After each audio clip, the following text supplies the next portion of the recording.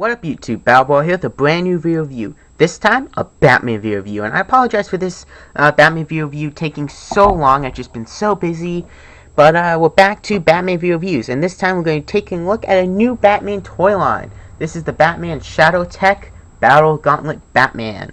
Quick look at the packaging. It's actually quite big compared to the actual figure.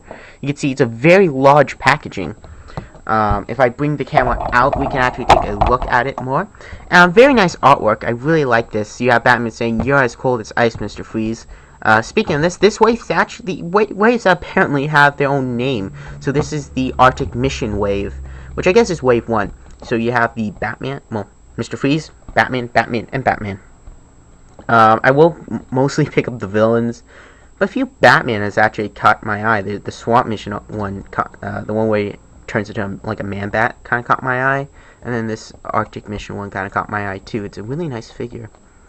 So nothing really sort of a bio. It's just like after Mr. Freeze turns a desert town into his frozen base, Batman confronts his chilling villain to save the day. So nothing too big for a bio, but very nice artwork. I really like this, and I do believe that they all share the backing, so Mr. Freeze and the 3 Batman share the same packaging.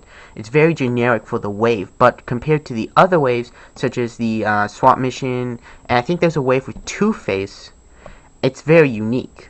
So in a way, it's generic and unique. Very interesting.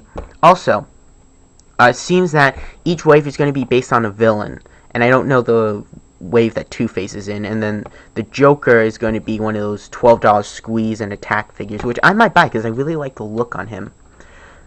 So let's bring in the camera and talk about the figure. Now the figure is actually really nice, and it does remind me a lot of the Batman figures, and its articulation is almost identical. Now I want to get some of the only accessory out of the way. It's this giant bat blade. It was actually an orange on the packaging with the prototype figure, and he can hold it. He can hold it several different ways. He can hold it right here, either way.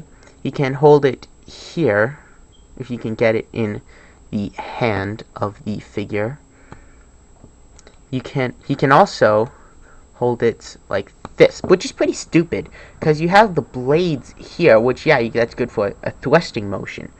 But a sword traditionally has the blade like this. So you have the razor sharp edge here, which allows for a swinging and cutting motion, along with even a stabbing motion due to the bat motif here. Which is kind of stupid that you would hold it here, and you can't have him actually hold it like this. You can only get him to hold it like that, which is kind of stupid because he's pretty much cutting his hand. And he doesn't really hold it that well in this hand. But at least like this. If you can get it either here or in here, that is a solid lock. It's going to be very hard to actually get this out.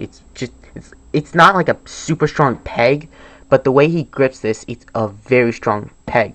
Well, not peg, but very strong connection. And it mainly helps because this is actually very rubbery plastic, so it won't snap or break. And it even has a nice texture to it that would allow for friction to occur. So very nice.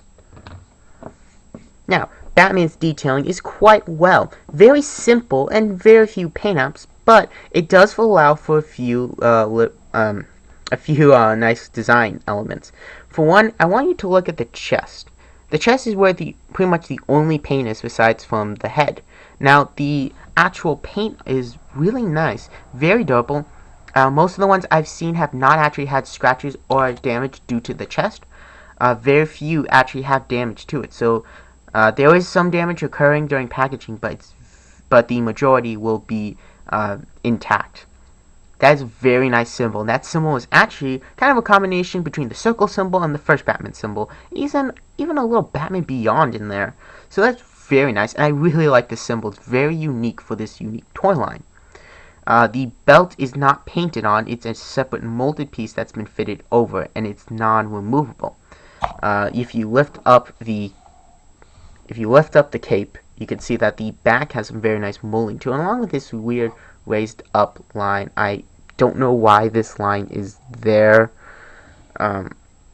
My guess it's there because the designers just got bored and wanted to put something there. It's very weird. It's not like a muscle. It's just almost like a connection or something. I guess for like a jetpack or something. So I don't know. By the way, cloth cape, always a win. The boots are very interesting, molded very well, very smooth. They don't have a texture to them, but they do have some nice crease moldage and some very nice under moldage. By the way, he also has pegs in his feet. The boots actually don't have any shiny gloss over it, but the gloves kind of have a shiny gloss. You're probably seeing it on camera right now. Very nice. The gloves are done very well. It is actually a gauntlet, not a glove. He has the 3 fins, which is molded very well, and they aren't sharp, and they're a little sharp. If you go like that, it's a little sharp, but they're rounded, so you're not going to hurt someone. Now, the face is molded very well. Very nice use of paint. Just a little bit of shading in there. And then the eyes are just white. One thing I really like is that the profile of this guy. Very anime-esque. And I've been watching a lot of animes recently.